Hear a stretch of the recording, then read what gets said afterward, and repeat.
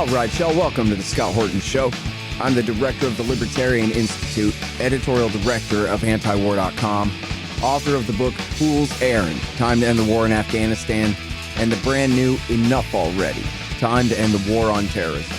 And I've recorded more than 5,500 interviews since 2003, almost all on foreign policy, and all available for you at scotthorton.org.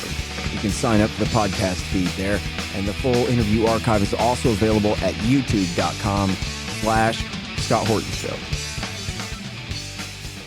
All right, you guys, introducing Ethan Siegel, and he is the editor of Starts With a Bang, which is the science contributors group at Forbes magazine. Isn't that interesting? And he wrote this piece a couple of years ago called Ask Ethan, How Can a Nuclear Bomb Be Hotter Than the Center of Our Sun? Welcome to the show, Ethan. How are you doing? Hi there, Scott. I'm doing very well. Thanks for having me on, and thanks for being willing to take on such an interesting and unintuitive question. Yeah, well, I'm very interested in it. And in fact, I'll go ahead and tell you, I'm putting out a book called Hotter Than the Sun, Time to Abolish Nuclear Weapons. And it's a compilation of interviews that I've done over the last, say, 15 years or so with different experts about nuclear weapons. And then it occurred to me that nobody talks about nukes being hotter than the sun anywhere in the book. And I thought, well, you know what? I'll just interview the guy that wrote the entire article about it, and then we'll make this the afterword. So, welcome. You're being transcribed. Well, that's great. I hope your audio transcription software is flawless. I got human men to help. You know what it is, too, is I talked with Daniel Ellsberg, and he talked with the guys who were there for real, and they told him, at least some of them, gave it a 10% chance, 1 in 10, at the Trinity test, that they would ignite all of the nitrogen and hydrogen in the atmosphere and the oceans and burn it all off and kill every last living organism on Earth. And then they did it anyway. And then it turned out, don't worry about it, man. It's not going to ignite all the nitrogen and hydrogen in the atmosphere. It's fine. But they didn't know that. They were willing to risk that. And then they set off the thermonukes that, as you explain, evidently burn even hotter than that. And luckily, they have not burned off our entire atmosphere as of yet.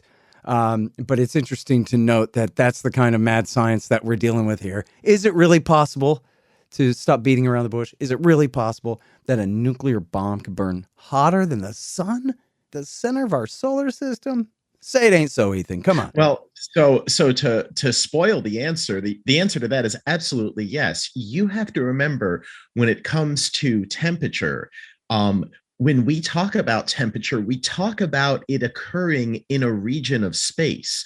Now, the sun is enormous, so the sun is going to have more heat than even if we launched and detonated all the nuclear bombs at once all over the Earth, right? If we had all the nuclear bombs we've ever made and we detonated them all at once, this would still be minuscule in terms of the total energy output compared to the sun. But in terms of the total energy output in a specific region of space, yeah, the sun's core is really hot, but it's not like that energy is very concentrated. That energy is spread out over an enormous volume of space. Whereas when you detonate a nuclear weapon, it all gets detonated. That energy all gets released in one tiny, tiny volume of space. And that's where you can exceed the temperature of not just the surface of the sun, but even the absolute center of the sun. Wow. All right. Well, hang on. How do you know how hot it is in the absolute center of the sun, Mr. Science Man?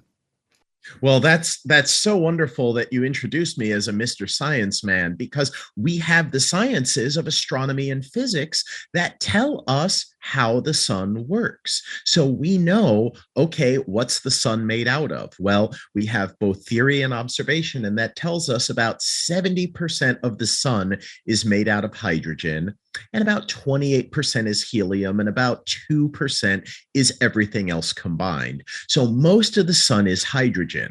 Then you can say, okay, well, what goes on with this hydrogen in the sun to make it happen? And I tell you, well, thankfully, we have the science of nuclear physics pretty well figured out, that we know the conditions under which different atomic nuclei will react to either fizz apart or fuse together. So you can say, well, what's going on inside the sun? And you say, okay, well, we're going to have hydrogen fusing into, through a chain reaction, the element helium. So you'll get protons and protons fusing together, and they will make the first heavier isotope of hydrogen, deuterium. And then you say, okay, well, we're going to take deuterium and either a proton or another deuterium atom, and we're going to make either hydrogen 3 or helium 3. And then you say, okay, we're going to build that up step by step. And at the temperatures we release in the sun, you're going to say, okay, well, look at what we get out. We should get hydrogen fusing into helium, and we should be able to calculate how often this fusion reaction occurs. And then you'll say, well, but how sure are you that you're correct? And I'll say, well, very. Because one of the things we can say is when you have these nuclear reactions, one type of particle they also produce is called neutrinos. And we've been detecting neutrinos from the sun since the 1960s. And it turns out that when you understand neutrinos and you understand nuclear fusion, you can say, all right, fusion only occurs, the hydrogen fusion into helium only occurs when you get past a threshold of about 4 million Kelvin. That takes place pretty much in the inner 50% of the sun by radius. And then you can say, and if you go all the way down to the core, based on things like neutrino energy, based on things like fusion rate, how hot does the sun get at its absolute hottest in the very center? And the answer is an enormous number, but it's still pretty small. It's only about 15 million Kelvin. All right. Now, so if I set off a thermonuclear bomb, say, I don't know, a megaton, how hot do those burn? All right. So when you say thermonuclear, that tells me we're not just doing nuclear fission here. What we're doing is we are having a little fission bomb that's going to trigger this thermonuclear reaction, that's going to trigger nuclear fusion. So the way you can do this is you can say, I'm going to have a nuclear fusion bomb, and yeah, it's going to blow up outwards, but inside the bomb, I'm going to have a little chamber that has something like a hydrogen pellet in there. And when that hydrogen gets surrounded by this detonation fission reaction, it's going to compress it, and that's going to trigger the thermonuclear part. That's going to trigger the hydrogen bomb part, which is going to get the hottest of all. And bonus, sometimes that hydrogen bomb will emit neutrons, which will cause the fission reaction on the outside to proceed even faster. So the physical explanation is, okay, we have all this stuff going on in the sun, but it's got an enormous volume to it, right? The majority of fusion is occurring in the innermost few percent of the sun, but that innermost few percent of the sun is still larger by a lot than the planet Earth. It's still hundreds of times larger than the planet Earth. So when you say, okay, that's how the energy is distributed, now how is the energy distributed in a nuclear bomb? It's that, okay, it only happens in this tiny, tiny volume of space. The number of particles that fuse together, the number of fusion reactions in a given volume of this nuclear explosion is much greater than the amount of nuclear reactions that occur in a given volume of the sun. They also take place over a much shorter amount of time in a nuclear explosion, right? The thing about the sun is it's relentless. It's fusing all of these protons together all the time. It's a continuous thing. But in a nuclear reaction, it happens in this tiny volume of space all at once. And that's how the nuclear explosion can outheat even the center of the sun. Yeah. Well, and then so luckily the cool Pacific air is empty of these hydrogen isotopes and the chain reaction does not continue throughout the atmosphere and the ocean and the rest. So how quickly does the temperature fall off to reasonable sub-sun temperatures? Well, that's kind of the beauty of it, right? We have, and I can go back to physics again and say, hey, have you ever gone and decided to take your lips and make a very small opening, like you were puckering them up and you tried to blow air out of them, right? What does that air feel like if you hold your hand in front of your lips when you put them together with just a tiny opening and you blow onto your hand? That air feels cool, doesn't it? But that's a little weird because when you open your mouth wide and you breathe out like, you have hot air. In fact, you have body temperature air, right? About 98 degrees Fahrenheit coming out of your mouth. So why does that air feel cool? Why is that air cool when you have your mouth just make a tiny, tiny opening?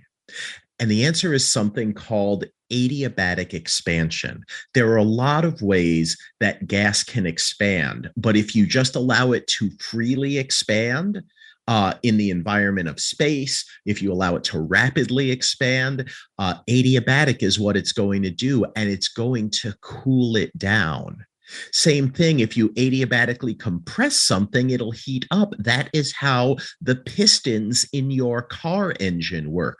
The piston presses down, it heats the gasoline up, and the gasoline combines with oxygen in the air and ignites. And that's why, boom, you get these little explosions when the piston presses down. And that's what powers your car. That's what makes the engine turn. That's what makes that power is used to turn the drivetrain, the wheels. What happens when you ignite this hydrogen bomb, this thermonuclear device, immediately you do get this enormous temperature that doesn't just get hotter than the sun, it gets like maybe 20 times hotter than the sun. Whereas the sun gets up to about 15 million degrees, the thermonuclear test detonations done by the USSR and the USA have been recorded at hundreds of millions of degrees. They've gotten up to 200 or even 300 million degrees. But the thing is, they only get there for a small fraction of a second. As the milliseconds tick by, the rapid heating of the air and the material that's in the air, it expands, and it expands so rapidly that it starts to cool off very, very quickly. So if you say, oh, well, a second after this thing detonates, is it still hotter than the sun? And the answer is no. Only for a fraction of a second does it reach those temperatures hotter than the sun. And that's good for us because that prevents it from doing things like triggering spontaneous combustion of the atmosphere in the oceans. That would be bad, and thankfully that doesn't happen. So the reason that these hydrogen bomb blasts are so much hotter than the interior of the sun is because of the short time scale the explosion happens on, is the concentrated volume that this reaction happens within, and the fact that now, once it goes off, it starts expanding rapidly, which means it cools rapidly. And therefore, it only stays at that ultra high temperature for a very, very short period of time. Hang on just one second. Hey, y'all, they've got great deals on weed at thehempspot.com. The Hemp Spot specializes in Delta 8 tetrahydrocannabinol instead of Delta 9, so they can send it straight to you anywhere in America. Recently, a friend moved and didn't have a guy in his new town, but then he heard about the hempspot.com on my show and was saved, figuratively and literally, because if you use the promo code Scott, you get 15% off every order and free shipping on any order over $100. Legal jams, bud, gummies, and the rest in your state. Thehempspot.com. Spell the THC. You guys, my friend Mike Swanson has written such a great revisionist take on the early history of the post-World War II national security state and military-industrial complex in the Truman, Eisenhower, and Kennedy years. It's called The War State. I have to say, it's the most convincing case I've read that Kennedy had truly decided to end the Cold War before he was killed. In any case, I know you'll love it. The War State by Mike Swanson. Some of y'all have a problem. You've got chickens, but you don't want to stand around throwing food at them all day because of all the important stuff you have to do. Well, the solution to that is to get the free-range feeder from freerangefeeder.com. The free-range feeder has been developed to satisfy the needs of the poultry, chicken hobbyist, and the homesteader. The convertible design allows for 4 different mounting methods. Go to freerangefeeder.com/Scott or use promo code Scott to get 15% off and get the free ebook. Subscribe to their newsletter to immediately receive your free copy of Getting Started with Backyard Chickens. That's freerangefeeder.com/Scott. Good. Well, it's still enough to kill all of Houston in one shot, but luckily not turn it into its own separate star. Right. And if you talk about the Trinity blast site, you can discover that there was a new type of mineral that was made during the atomic bomb explosion, right? The Trinity test site explosion. The material's called trinitite because the explosion was so hot that it baked the sand and, baked the impurities within the sand, and it created this radioactive material that we call trinitite, which is like this green radioactive glass. And there are only a few days a year that they allow you onto this site. But if you rent a Geiger counter and you go onto that site, you can still find these pieces of glass lying around. They call it trinitite, and it's because, not at millions of degrees, but because even at thousands of degrees, that whole surrounding landscape can get baked. So you can say, oh, yeah, I'm not worried about being hotter than the sun, but being way too hot for humans, for life, for the buildings we build, that's a very real concern. And that's why these atomic bombs are so destructive over such a large region on Earth. Like you said, you put a well-placed bomb over a city like Houston or any city in the world, and devastation is the only word to describe it. It's going to be absolutely terrible. Now, let me ask you this. When they're testing these things under the ocean, were they taking any greater risk of a chain reaction of the hydrogen or that kind of thing, since it's so much denser than the air and unable to cool off in the same kind of way? The thing that you'll worry about is you say, okay, if I'm injecting all of this energy into the ocean, what's going to happen? Can I trigger the chemical reaction that turns water into hydrogen gas and oxygen gas? Yes, you can. And then would that hydrogen gas explode under the heat by reacting with the oxygen gas? And you'll say, yeah, it'll do that too. But you don't gain extra energy out of that, because the energy of the atomic bomb blast made the hydrogen and oxygen fuel out of water. And then when the hydrogen and oxygen react again, it just goes back into becoming water. Mm-hmm. So you don't get any extra net energy out. The big problem you get from doing underwater tests is, hey, one of the problems, remember I talked about it earlier, when you have these fusion devices, is they produce free neutrons.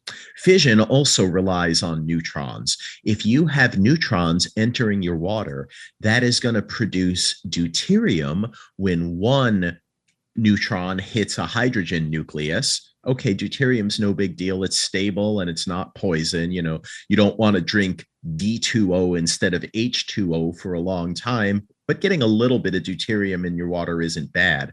The problem comes when you add a second neutron to hydrogen and you make something called tritium. Tritium is a radioactive waste product with a half-life of about 12 years. So you do run the risk of injecting an enormous amount of radioactivity into your water, when you perform an underwater test. This is actually a very big problem for nuclear power plants. Nuclear power plants use water to cool them, and one of the byproducts is tritiated water, is this radioactive water. So if you're a fan of The Simpsons and you remember Monty Burns's three-eyed fish, Blinky, it was lampooning it, but it's also a realistic problem that you do have to worry about the radioactivity of your water. So even though we decided, okay, we don't want open air tests because of radioactivity, it turns out that underwater nuclear tests are also pretty bad for the environment. If you have to conduct a nuclear test, and I hope you don't, but if you have to, your best bet is to conduct it underground so that any radioactivity remains safely buried as well as possible. The whole thing is, most of the byproducts you produce, they do decay pretty fast. And the ones that do decay pretty fast that wind up in the air, those tend to be what we call alpha emitters. They tend to emit helium nuclei. And you can stop those with pretty much the outer layer of your skin cells. The danger is if you inhale them, because if you inhale them and they sit in your lungs and they're radioactively decaying in there, that's a wonderful recipe for cancer. I would recommend against doing something like that. So like you say, if a nuclear bomb goes off, don't go outside and take a bunch of deep breaths to try and get as much of that debris into your lungs as possible. That would be bad. But hopefully we won't have World War III where it's Vladimir Putin versus the entire world, and we won't suffer from mass nuclear fallout. Yeah. Well, against the West anyway. And good question. I mean, how far out of town should I be if they nuke Austin? Well, assuming they can aim properly, there's the initial blast radius where if you're caught in that, you're going to die immediately. And then outside of that, there's a radiation zone where you will die that horrible, painful death over a long period of time, like many of the residents of Hiroshima did over the decade following the nuclear attack on them in 1945. So you want to get beyond the blast zone and the radiation zone. And although that typically depends on the type of bomb used, I would say if you are more than about 20 or 30 miles away from the detonation site, you should safely consider yourself out of the radiation zone. Oh, that's good. And then as far as the fallout and all that, you think a few weeks would be good enough before you can go outside? A lot of that will depend on weather conditions, and that's not something that's really predictable at this point more than a week out under the best of circumstances. So I would say, just like we have monitoring where we know toxic things are going to occur, like at Hawaii, they have Hawaii Volcano Observatory that tells you when it's safe and when it's not safe to breathe in that combination of volcanic gases and smog. I think we would need to wait for the announcements for something like that. I have a lot of faith that that is something that the United States government and the scientists working for the government would take an interest in broadcasting in order to keep people safe in such an event. Yeah, if any of them are still alive after getting us into such a mess. But yeah, I mean, it's not a pleasant situation to think about. And, it'd be funny. Power devolves to the head of the National Weather Service.